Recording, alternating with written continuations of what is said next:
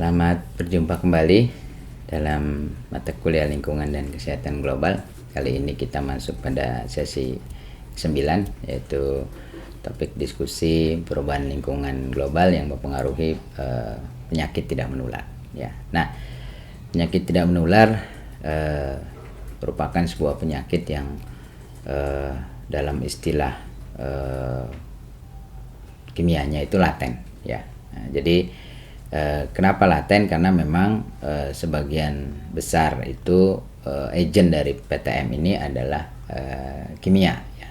Yang lainnya mungkin sekian persen itu adalah fisika, ya. Tapi yang terbesar itu adalah kimia. Nah, sejauh mana perubahan lingkungan global itu berpengaruh terhadap PTM? Nah, yang mungkin bisa kita angkat menjadi topik diskusi besar masih payungnya adalah perubahan iklim atau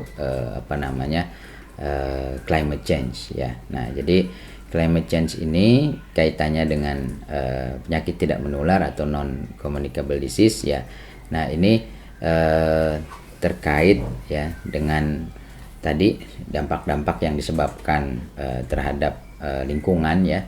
Jadi kalau kita bisa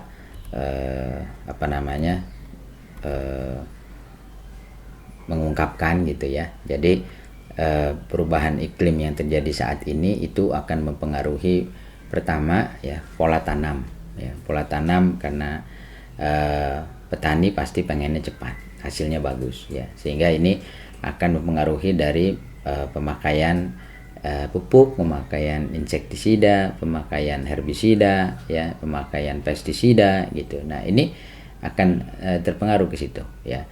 Nah, kemudian nanti kaitannya juga dengan perubahan iklim ini, ya, itu adalah dengan adanya kegiatan atau aktivitas manusia yang cukup masif begitu, baik itu berupa transportasi maupun itu berupa industri. Nah, sehingga kaitannya dengan kondisi PTM ini, ya, itu pasti kita dihadapkan pada metabolisme tubuh yang itu sebenarnya berawal dari exposure. Nah, exposure ini kemudian dihadapkan pada hazard yang ada di sekitar kita, ya, hazard yang ada di sekitar kita, dan kemudian itu bisa mengekspos, ya, dan tentunya melalui media, dan kemudian balik ini semua berdasar pada tingkat sensitivitas, ya, sensitivitas dari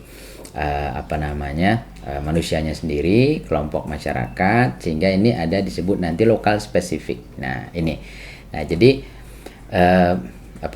PTM ini, ya, itu kalau diibaratkan nih, orang Jawa itu akan punya risiko sendiri, ya, orang Sumatera akan punya risiko sendiri, orang Sulawesi akan punya risiko sendiri. Nah, itu tadi itu. Jadi exposure-nya berbeda-beda, kemudian sensitivitasnya juga itu berbeda-beda. Nah, kemudian terkait dengan adanya metabolisme dalam tubuh kita, maka itu terkait dengan kemampuan mengadaptasi, ya, mengadap itu, dan kemudian akhirnya itu menjadi sebuah gambaran khusus yang disebut dengan vulnerability. Nah, jadi masing-masing itu potret dari kerentanan di setiap wilayah itu pasti berbeda-beda, ya, misalnya. Nah, kemudian nanti ujungnya pasti akan menghasilkan pada health outcomes, ya. Nah, jadi contoh kerentanan pada perubahan iklim, ya. Nah, itu populasi yang berpenghasilan rendah, kemudian ibu hamil, orang yang lebih tua, ya, yang mungkin di atas 65 tahun ke atas, yang maksud saya di sini adalah kematiannya, ya, yang itu resiko terhadap heat stroke-nya, ya, serangan panas cuaca maksudnya, ya. Kemudian kelompok pekerja, orang yang punya riwayat medis, ya, kemudian penyandang disabilitas. Nah, kemudian anak-anak yang mungkin lebih sensitif karena tingkat imunnya juga masih dalam proses perkembangan, ya. Nah, ini adalah contoh-contoh populasi yang memiliki kerentanan tertentu, ya. Sehingga dalam proses ini, ya, terdapat 5 jalur yang itu nanti menghubungkan perubahan iklim ini terkait dengan penyakit tidak menular. Nah, apa saja? Yang pertama adalah kaitan dengan energi, kemudian ada polusi udara dan perubahan iklim, itu jelas ya. Kemudian ada urbanisasi, itu kaitan kitanya sendiri ya, masyarakat yang melakukan mobilisasi, kemudian ketersediaan pangan, gizi dan pertanian tadi.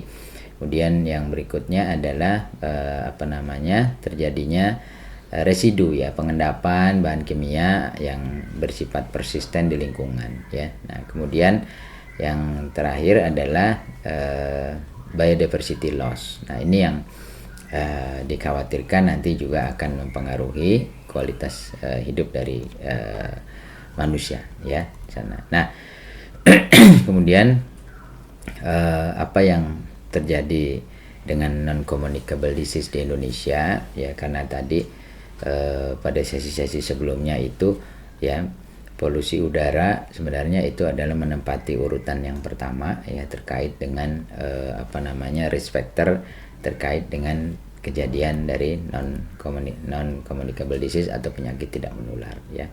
Nah, kaitan masih dengan udara, jadi kalau perubahan iklim memang yang paling menjadi masalah itu adalah yang dirasakan pasti temperatur ya. Jadi panas yang sangat, yang dulunya mungkin masih ada terasa dingin ya, sekarang ini panasnya bukan hangat lagi tapi panas terik begitu ya. Dan itu bahkan masih di jam-jam pagi sekali ya, mungkin jam 6:30 atau jam 7 itu udah sangat terang begitu. Nah, itu sangat terlihat kaitannya dengan perubahan iklim ini. Nah, kemudian kaitan yang mungkin meningkat terkait dengan perubahan iklim ini adalah penyakit kanker dan penyakit ginjal.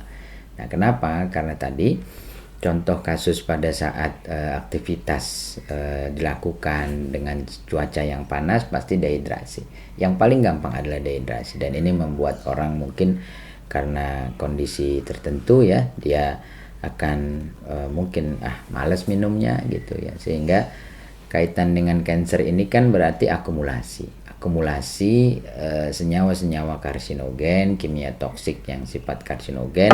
Kemudian kalau ginjal kaitannya dengan itu terjadi pengenceran pada fungsi ginjal yang karena metabolisme kita itu adalah hidrolisis. Nah, jadi ini sangat mempengaruhi ya kejadian terkait dengan kanker dan penyakit gangguan ginjal ya.